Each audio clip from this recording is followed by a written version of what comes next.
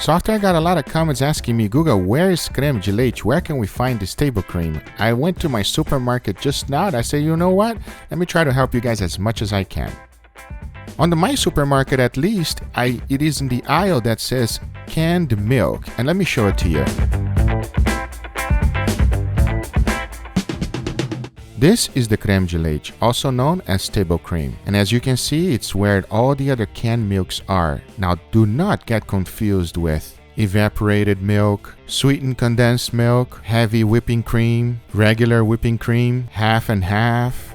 It is not the same thing, guys.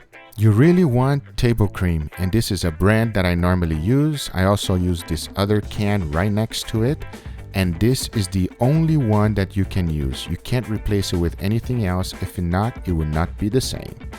This is another one as well. That's it, guys. This is it for the video. I hope I helped a lot of you that has been looking for this. Creme de leche is awesome, and I'm going to be using for several other recipes. And if you still can't find it in your supermarket, you can always buy it online. Thank you so much, and I'll see you guys on the next video. Take care. Bye-bye.